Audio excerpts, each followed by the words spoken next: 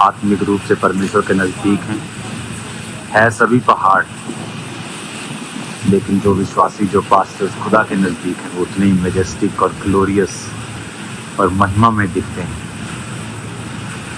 खुदा के करीब जाओ और एक बड़ा पहाड़ बन जाओ। छोटे पहाड़ भी देखने में अच्छे लगते हैं, सुंदर लगते हैं, ग्लोरियस लगते हैं, लेकिन जो ग्लोरी उन पहाड़ों में, ये आप दुनिया का रेयरेस्ट कॉम्बिनेशन देख रहे हो, जहाँ पे ग्लेशियर है, साथ ही फॉरेस्ट है और साथ ही वो पानी है। ये बहुत ही रेयर कॉम्बिनेशन है दुनिया में, ग्लेशियर, फॉरेस्ट और नदियाँ तीनों एक ही जगह। हालेलुया। आपने उस वीडियो को देखा कि जितने आप स्पिरिचुअली हायर लेवल पे हैं, आप उतने ही ग्लोरियस और मैजेस्टिक हैं।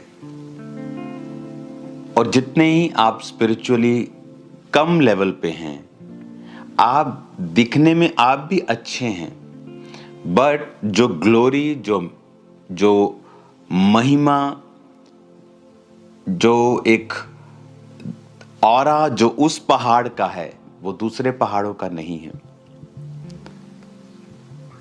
उसी तरह से जब आप स्पिरिचुअली अपने आप को ग्रो कर जाते हैं, आप स्पिरिचुअली अपने आप को हायर लेवल पर ले जाते हैं, बर्फ भी आप पर पड़ती है, ग्लोरियस भी आप ही लगते हैं। लेकिन जो दूसरे पहाड़ हैं, वो भी पहाड़ हैं, लेकिन जो लोग देखना चाहते हैं, वो उन पहाड़ों की ओर आकर्षित होते हैं। अपनी लाइफ में अगर किसी चीज के लिए जोर लगाना है, तो वो है आपको स्पिरिचुअलिटी में बढ़ना कैसे है। जैसे ही आप स्पिरिचुअल लाइफ में ग्रो करना स्टार्ट करते हैं, सडनली वो चीजें जो आप स्ट्रगल कर रहे थे पाने के लिए, आपकी लाइफ में आना स्टार्ट होती हैं। जब आप स्पिरिचुअली अगर एक पास्टर हैं, तो अगर आप स्पिरिचुअल हैं, आपने बहुत से लोगों को देखा होगा। अब मैं ये बात आपको बहुत बार बताता हूं कि 2 तरीके हैं अपना चेहरा लाल करने के। एक तो अच्छी खुराक खा के आप अपने चेहरे को अच्छा कर सकते हो, या फिर अपने चेहरे पर खुद ही थप्पड़ मार मार के अपने आप को लाल कर सकते हो। पर ये वाला लाल तो कुछ ही दिन रहेगा। ये उसी तरह के लोग होते हैं जो विरोध करके, जो किसी बड़े आदमी का विरोध करके सिर्फ दिखना चाहते हैं। ये उसी व्यक्ति की तरह है जो लाल चेहरा चाहता है, लेकिन खाने पीने से नहीं, सेहत बनाकर नहीं, थप्पड़ मार मार के अपने आप को लाल कर रहा है। उससे फायदा नहीं होगा, क्योंकि वो लालगी थोड़ी देर की होगी। लेकिन जिसने खुराक खाकर चेहरा और तंदुरुस्त किया है, वो तो सदा ही बना रहेगा। मैं पास्टर्स की तरह कपड़े डाल के सवाल करने लग जाऊं, उससे मैं पास्टर नहीं बन जाता हूं, या बिशप नहीं बन जाता हूं, या प्रेरित नहीं बन जाता हूं। कहां है मेरी चर्च? कहां है मेरे लोग? अगर मैं अध्यक्ष हूं, बिशप मतलब अध्यक्ष, तो कहां है मेरी चर्चिस? कितने पास्टर्स मैंने इकट्ठा किए, कितने लोग मुझे सुनते हैं? आप सिर्फ नाम के अध्यक्ष हैं, आप सिर्फ नाम के पास्टर्स हैं। काम व्यक्ति का बताता है कितनी रूहें उस आपने बचाई हैं, कितने लोगों को परमेश्वर की ओर आप लेके आए हैं। सिर्फ बात करने से सब कुछ नहीं होता है। ये वो लोग हैं जो सिर्फ अपना चेहरा लाल करना चाहते हैं, दिखना चाहते हैं, पर ऐसी मशहूरी किसी काम की नहीं होती। लेकिन जिन व्यक्तियों ने परमेश्वर के लिए कार्य किया है, जो ये जानते हैं कि हमें स्पिरिचुअलिटी में बढ़ना है, वो स्पिरिचुअल लाइफ में जब बढ़ते हैं, वो खुद ब खुद उनकी लाइफ पर एक ग्लोरी आ जाती है। खुद ब खुद लोग उनकी ओर आकर्षित होते हैं, क्योंकि परमेश्वर ने उनको वो महिमा दी है, उन्हें वो ब्लेसिंग दी है, उन्हें वो अनॉइंटिंग दी है, उन्हें वो अभिषेक दिया है। बहुत से सदूकी फरीसी चिढ़ते थे और शहर में रहते थे और कोई भी उनके पास नहीं आता था। लेकिन यूहन्ना बपतिस्मा देने वाला जंगलों में रहता था और भीड़ उसके पास थी। और यही बेचारे सदूकी और फरीसियों को मुश्किल लगती थी कि ये लोगों का ध्यान अपनी ओर कर रहे हैं, ये हमें फिनिश कर देंगे, हमारा पॉलिटिकल, हमारा सिस्टम सब खत्म हो जाएगा। और इसीलिए वो जीसस क्राइस्ट का भी विरोध करते थे और यूहन्ना का भी विरोध करते थे। लेकिन उन्हें पता नहीं था कि उनका मकसद कोई पॉलिटिकल नहीं है, कोई सरकार बनाना नहीं है, कोई एमएलए बनाना नहीं है। उनका मकसद था परमेश्वर में लोगों को सुदृढ़ करना।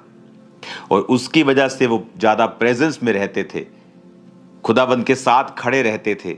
और उसी वजह से वो ब्लेसिंग, वो एक ग्लोरी, वो ऑरा जिसे आप आज की भाषा में बोलते हो, उनकी लाइफ पर रहता था। और वो दूर नहीं कर सकता कोई भी, वो दूर नहीं कर सकता कोई भी। वो ट्राई कर सकते हैं, लेकिन ट्राई करने के बाद वो ब्लेसिंग उन दूसरों की और बड़ी हुई उनको मिलती है। हालेलुया। अगर आपको कुछ अपनी लाइफ में करना है तो अपनी स्पिरिचुअल स्टैंडर्ड्स को बढ़ाएं। अगर आप झूठ नहीं बोलते लेकिन छोटी बातों में बोलते हैं, उसे भी बंद कर दें। आप व्यभिचार में नहीं, लेकिन आंखों से अभी भी आप कुछ गलत देखते हैं, उसे भी बंद कर दें। आप और अपनी स्पिरिचुअल लाइफ को मजबूत करें। देन आपको प्रार्थना करने की भी कई बार जरूरत नहीं पड़ेगी। सडनली वो एक्सपेंशन, वो ग्लोरी आपकी लाइफ में परमेश्वर आपको देगा। हालेलुया। सडनली आप देखोगे परमेश्वर का आत्मा किस तरह से आपकी लाइफ में काम कर रहा है। आज लोग, आप अपने नाम को जितना मर्जी बड़ा रख लो, कहां है लेकिन आपके लोग, आपकी चर्च, कहां आप वचन सुनाते हैं? आप लोगों से सवाल करते हैं, आप क्या हैं? क्या है आपकी डॉक्ट्रिन? कहां है आपका वचन? कहां है आपकी चर्चेस? कहां आपने पास्टर्स तैयार किए हैं? मैं सिर्फ एक चोला डाल के आ जाऊं और बोलूं मैं फलाना हूं, मैं ढिमकाना हूं, उससे आप फलाना ढिमकाना नहीं बन जाते हैं। आपके कर्म बताते हैं, आपकी कॉलिंग बताती है, आपने जो काम किए वो बताते हैं। आप एक पास्टर हैं, आप एक बिशप हैं, या आप एक प्रेरित हैं, या आप कौन हैं। हालेलुया।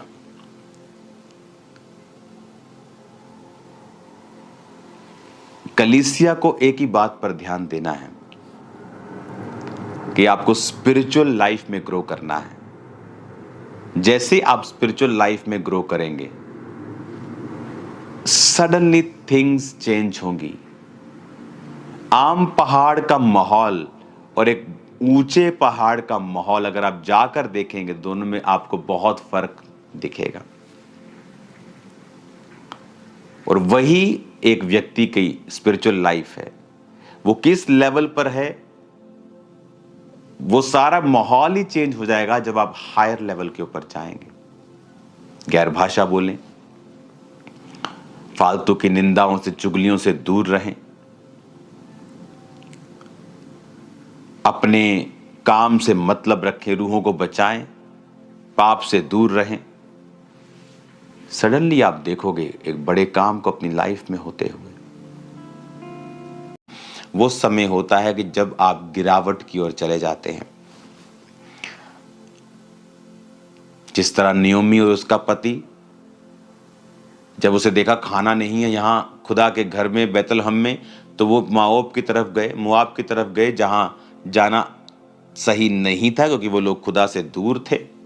Emotions, feelings. तब आप बाय फेथ नहीं चलते कि नहीं, मैं अपने परमेश्वर के प्रेजेंस में रहूंगा, वो खाना दे चाहे ना दे, अगर उसने मुझे बनाया है वो मेरी सप्लाई भी करेगा। लेकिन जब आप फीलिंग से चलते हैं, डर से चलते हैं, घबराहट से चलना स्टार्ट करते हैं, तब शैतान आपकी लाइफ में एंट्री करता है।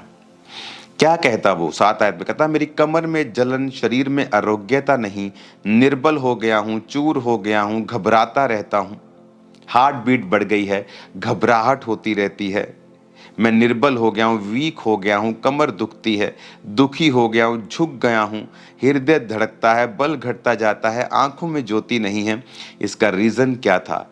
कहता मेरे अधर्म के कामों में, मेरे पाप के कामों के कारण। वचन कहता है व्यभिचार करने वाला अपने शरीर के खिलाफ पाप करता है। प्रभु के खिलाफ तो वो पाप करता ही है, लेकिन वो अपने शरीर के खिलाफ भी पाप करता है। दो तरह की परीक्षाएं आप एक विश्वासी के रूप में देखते हैं।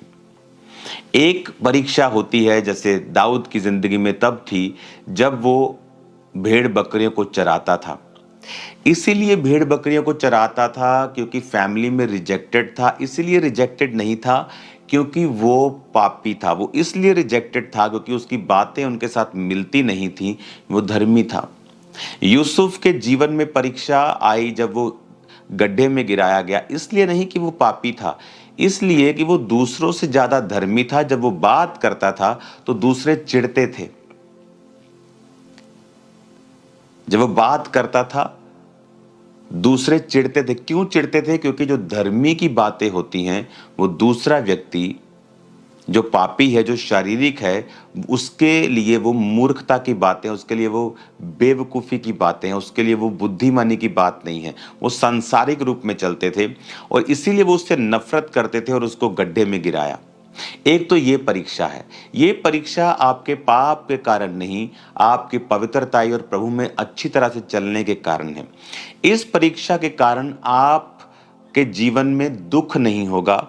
वो दुख जो आपको लगता है दुख है, वो धीरे धीरे परमेश्वर उसको आनंद में और विक्ट्री में और टेस्टिमनी में बदल देता है, क्योंकि उसी यूसुफ को परमेश्वर ने ट्रेंड किया और फिर वो प्रधानमंत्री की कुर्सी तक पहुंचा।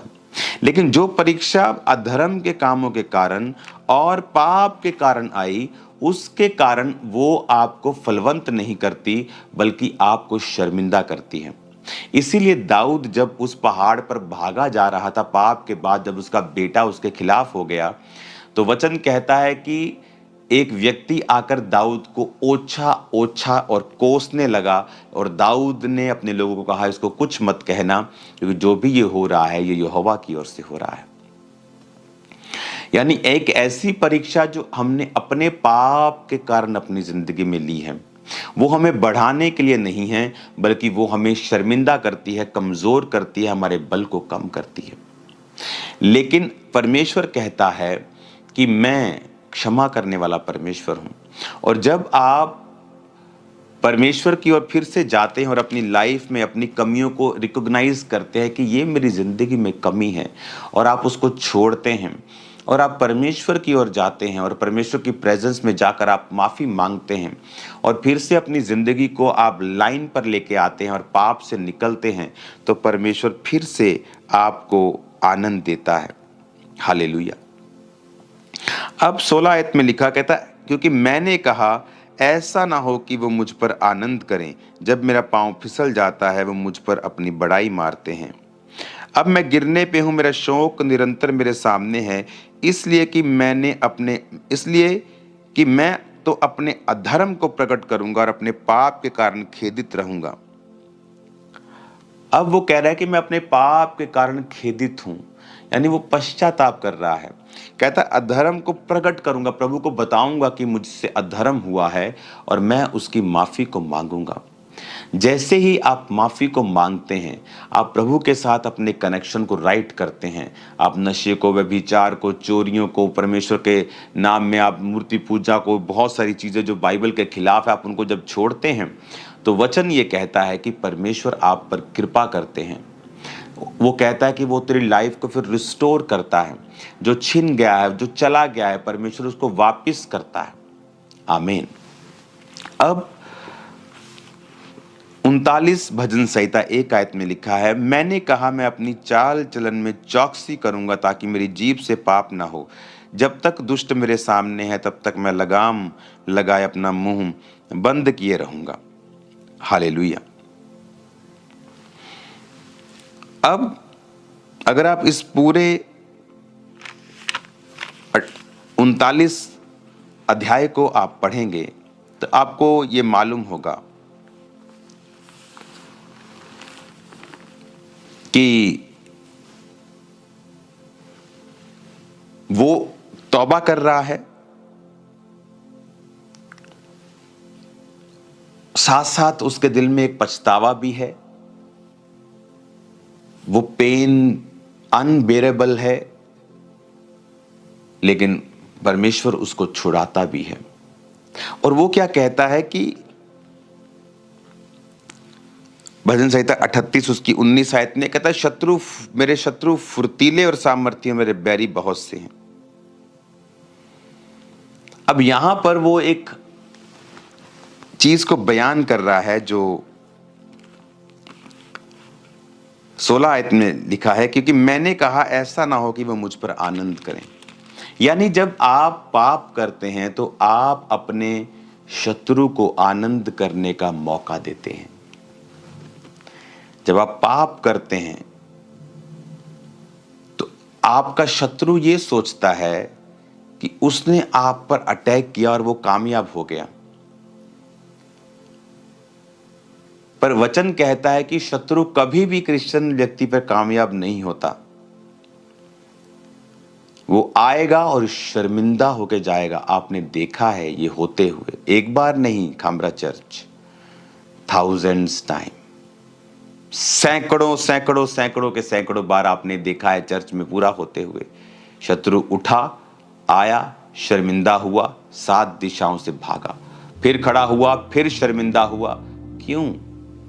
क्योंकि कोई भी अटैक आप पर नहीं चलता जब तक आप अपने अधर्म और अपने पाप के कारण शत्रु को मौका ना दें। अब दाऊद ये कह रहा है कि मेरा शत्रु मुझ पर आनंद कर रहा है, प्रभु उसको रोक, मैं अपने पाप को मानता हूं। लेकिन उसे ये प्रार्थना करने की भी जरूरत नहीं पड़ती अगर वो इस पाप में ना फंसता तो, क्योंकि वचन कहता है कि तुम्हारे कारण अन्य जातियों में मेरे नाम की निंदा की जाती है। कि जब तुम पाप करते हो और तुम्हारे जीवन में शैतान अटैक करता है, फिर लोग परमेश्वर को जज करने लगते हैं। वो ये नहीं देखते कि इस व्यक्ति ने पाप किया है, वो परमेश्वर को जज करने लगते हैं, वो पूरी कौम को जज करने लगते हैं। हालेलुया। आज मैं चाहता हूं कि आप एक 1.5 मिनट की वीडियो को देखो, जहां एक जगह पर मैं था और सामने बहुत सारे पहाड़ थे। तो मैंने परमेश्वर की आत्मा से अंदर कहा कि परमेश्वर, मैं इन पहाड़ों की ओर देख रहा हूं, मुझे कोई मैसेज दे तू। मैं इन पहाड़ों की ओर देख रहा हूं, मुझे तू क्या कहना चाहता है। सडनली परमेश्वर की आत्मा ने मुझसे बात की। पहले आप वो वीडियो को देखो। 2 पहाड़ है सामने, एक ये वाला जो ग्लेशियर है,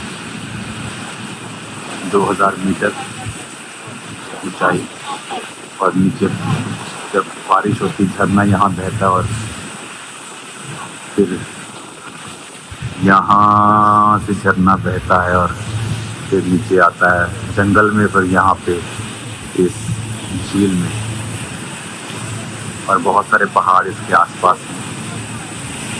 लेकिन जो पहाड़ सबसे बड़ा है वो उतना ही ग्लोरियस दिखता है, उतना ही मैजेस्टिक दिखता है। वही हाल आत्मा के लोगों का है, जितने वो हालेलुया। ऊंची आवाज में कहो hallelujah, hallelujah, hallelujah, hallelujah. Thank you Lord. अपनी बाइबल को उठाओ, अपने घुटनों पे आ जाओ या बैठ जाओ और कहो, पिता आज जो वचन मैं सुनने जा रहा हूं वो 100 गुणा फलों को लेके आए। अंधकार की शक्तियां इन वचनों को चुरा ना सके, प्रभु यीशु मसीह के पवित्र नाम में, आमीन, आमीन, आमीन। एक हाथ को उठाकर फिर से कहो, आज जो कुछ मैं सुनूंगा, मैं वायदा करता हूं, मैं इसे मानूंगा और मैं इसका प्रचार करूंगा, और मैं अपने परिवार में भी ये देखूंगा कि वो लोग भी इस वचन को फॉलो करें। इन जीसस नेम, आमीन। तारीफ करो जोर से, जोर से, जोर से, जोर से। स्वागत है खुदावंद की प्रेजेंस में। मैं आपसे बहुत हज़ारों किलोमीटर दूर हूं और 2-3 दिन में फिर मेरी फ्लाइट है। जल्दी मैं आपके बीच में हूँगा, लेकिन स्पिरिट में मैं आपको देख रहा हूं।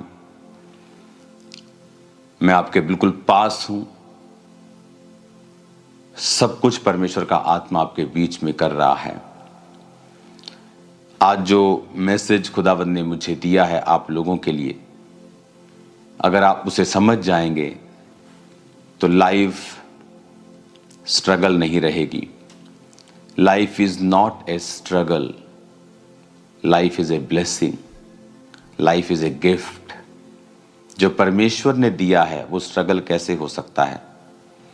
लेकिन वचन ये कहता है, इमेजिन करो आदम जब बनाया गया और जब वो पाप में गिरा तो फिर भी वो 900 साल से ऊपर जिया। 930 साल, 969 साल सबसे ज्यादा आदमी वो जिया। मतुशले, हनोक, अगर आप इस पीढ़ी को आप देखेंगे तो सबसे ज्यादा ये जिए। इमेजिन करो पाप करने के बाद भी वो 1000 साल के करीब जीते थे। तो सोचो अगर वो पाप नहीं करते, वो कितने हजारों साल परमेश्वर ने उनको चलने के लिए बनाया था। उनका हार्ट 900 साल काम करता रहा, उनकी किडनीज, उनके लीवर, उनका ब्लड सिस्टम, उनके हार्मोन्स, उनकी आंखें। इमेजिन करो कि 900 साल तक कोई डॉक्टर नहीं होते थे तब कि ऐनक लगवा दी आपको। 900 साल तक वो जिए, क्योंकि परमेश्वर ने जब इंसान को बनाया उसने परफेक्ट बनाया, एक्सीलेंट बनाया। आज आप 1000 करोड़ का, 700-800 करोड़ का प्राइवेट प्लेन ले लो, 30 साल में वो पुराना हो जाता है। 20 साल बाद उसे अमीर लोग चेंज करने पे आ जाते हैं। कुछ तो 10 साल में चेंज कर देते हैं, 15 साल में चेंज कर देते हैं। 30 साल बाद वो आउटडेटेड सा लगता है, चलता है। लेकिन इमेजिन करो एक चीज 700 करोड़ की, 1000 करोड़ की, 1200 करोड़ की है और उसकी लाइफ 20-30 साल में वो रिटायर होने पे आता है। तो इमेजिन करो परमेश्वर ने जो इंसान बनाया वो 1000 साल जीता था। सोचो उसकी क्या वैल्यू होगी। अब इंसान 100 साल जीता है, 120 साल परमेश्वर ने उसकी उम्र ठहराई है, लेकिन अब वो 120 साल से भी कम जी रहा है। जैसे जैसे पाप बढ़ता गया उम्र कम होती गई। जैसे जैसे परमेश्वर के वचन के खिलाफ चीजें होती गईं, परमेश्वर अपनी ब्लेसिंग को कम करता गया। नूह के टाइम परमेश्वर ने कहा आदम यानी इंसान की उम्र 120 वर्ष की होगी। पता नहीं उसके बाद शायद परमेश्वर ने कुछ और डिसीजन ले लिया होगा, वो तो बाइबल में रिकॉर्ड हो गया। शायद अब और डिसीजन परमेश्वर का हो गया, अब 120 भी नहीं होगी। आप देखो अपने आसपास लोग 120 साल के अब नहीं जा रहे हैं। बहुत कम दुनिया में लोग हैं जो 100 क्रॉस कर रहे हैं। रीजन परमेश्वर नहीं है, रीजन इज सिन। हम परमेश्वर के वचन से दूर हैं। आज जो चीज मैं आपको दिखाना चाहता हूं उसे आप बड़े ध्यान से समझें। भजन संहिता 38 उसकी एक आयत में लिखा है, हे यहोवा क्रोध में आकर मुझे झिड़क ना दे, ना जल जलाहट में आकर मेरी ताड़ ना कर। क्योंकि तेरे तीर मुझ में लगे हैं और मैं तेरे हाथ के नीचे दबा हूं। तेरे क्रोध के कारण मेरे शरीर में कुछ भी आरोग्यता नहीं, मेरे पाप के कारण मेरी हड्डियों में कुछ भी चैन नहीं। क्योंकि मेरे अधर्म के कामों में मेरा सिर डूब गया और वो भारी बोझ के समान मेरे सहने से बाहर हो गए हैं। मेरी मूढ़ता के कारण कोड़ों से लगे मेरे घाव बसाते हैं और सड़ गए हैं। मैं बहुत दुखी हूँ और झुक गया हूँ और दिन भर मैं शोक का पहरावा पहने हुए चलता फिरता हूँ। क्योंकि मेरे कमर में जलन है और मेरी शरीर में आरोग्यता नहीं। मैं निर्बल और चूर हो गया हूँ, मेरे मन की घबराहट से कराहता हूँ। हे प्रभु, मेरी सारी अभिलाषा तेरे सम्मुख है और मेरा करहना तुझसे छिपा नहीं। मेरा हृदय धड़कता है, मेरा बल घटता जाता है, मेरी आंखों की ज्योति भी मुझसे जाती रही। मेरे मित्र मेरे संगी विपत्ति में अलग हो गए, मेरे कुटुंबी भी दूर जा खड़े हुए। ये कौन कह रहा है? ये दाऊद कह रहा है। दाऊद इसमें खुदा से कह रहा है कि तेरे तीर मुझ में लगे हैं, मैं तेरे हाथ के नीचे दबा हूं, मेरे शरीर में कुछ भी अच्छा नहीं, मेरी हड्डियों में चैन नहीं, मैं दुखी हूं, झुक गया हूं, कमर में जलन है, निर्बल हो गया हूं, घबराता रहता हूं, हृदय धड़कता है, हार्ट बीट बढ़ जाती है, बल कम हो गया है, आंखों की ज्योति कम हो गई है और लोग भी मेरे साथ नहीं। इसका रीजन दाऊद ने क्या दिया? इसका रीजन अगर आप देखेंगे 3 आयत में लिखा है, कहता मेरे पाप के कारण मेरी हड्डियों में कुछ भी चैन नहीं। दाऊद की जिंदगी में सब कुछ अच्छा था। जब वो अपनी छत पे टहल रहा था तो उसने एक औरत को नहाते हुए देखा और उसके बाद उसने उसको सुंदर थी वो, उसने उसको देखा और उसको बुलाया, उसके साथ व्यभिचार किया। जब वो प्रेग्नेंट हो गई, उसके पति को मरवा दिया ताकि दाऊद की बेइज्जती ना हो, और परमेश्वर ने अपने नबी को भेजा और कहा कि तूने पाप किया, अब तेरे घर से तलवार कभी भी दूर नहीं होगी। उसको माफी तो मिल गई, लेकिन पाप की सजा जो थी वो खत्म नहीं होती है। माफी अलग चीज है, सजा अलग चीज है। उसको माफी मिली, लेकिन जो सजा थी वो मरते दम तक दाऊद से अलग नहीं हुई। उसके घरों में तलवार चलती रही, उसके अपने बेटे उन्हीं तलवारों से मरते रहे। दाऊद को वो राज्य छोड़कर भागना पड़ा नंगे पांव, जैसा पहले भागता था वो पहाड़ों पर राजा बनने के बाद भी वो उसी कंडीशन पे आ गया। पर दाऊद ने कहा मेरे पाप के कारण, मेरे अधर्म के कामों के कारण मेरा सिर डूब गया, मेरी मूढ़ता के कारण। मूढ़ता, पाप कौन करता है? जो मूढ़ है। दाऊद उस समय पाप में गिरा जबकि राजा लोग युद्ध करने के लिए जाते थे। रिलैक्स हो गया लाइफ में, युद्ध करने का समय था वो। आप कई बारी प्रार्थना छोड़ देते हैं, आपकी लाइफ में सुख आ गए, गाड़ियां आ गई, घर आ गए, उसके बाद आप प्रेयर कम कर देते हैं, छोड़ देते हैं। सुख आ गया, शादियां आ गई, घरों में बड़े बड़े फंक्शन आ गए, आपने प्रार्थना करनी छोड़ दी। और उसी समय जब आप प्रेयर करना छोड़ देते हैं, शैतान उस समय का फायदा उठाता है, क्योंकि आपकी स्पिरिचुअल लाइफ में जो परिपक्वता है या आपकी स्पिरिचुअल लाइफ में जो, जैसे दाऊद की जिंदगी में वो फाइट के लिए नहीं गया, एक रिलैक्सेशन मोड में चला गया। जो प्रेयर है वो आपको सेव करती है, आपके आसपास एक बाड़ा सा, एक गुंबद सा, एक गोला सा बना के रखती है, प्रोटेक्शन का, एक कंट्रोल का। आप कंट्रोल कर सकते हैं अपनी लाइफ में, एक प्रोटेक्शन का, कि शैतान आपकी जिंदगी में काम नहीं करता। लेकिन जब आप प्रार्थना को छोड़ते हैं और प्रभु की प्रेजेंस में जाना छोड़ देते हैं, तब शैतान आपको आपके इमोशंस से चलाना स्टार्ट करता है। देन आप वर्ड ऑफ गॉड से नहीं चलते हैं। आप देखते हैं अच्छा सुंदर है, अच्छा पैसा, अच्छा ओके, आप फिर इमोशंस से चलना स्टार्ट करते हैं। और जब आप इमोशंस से चलना स्टार्ट करते हैं, जब आप शरीर से चलना स्टार्ट करते हैं, फीलिंग से चलना स्टार्ट करते हैं, भावनाओं से चलना स्टार्ट करते हैं,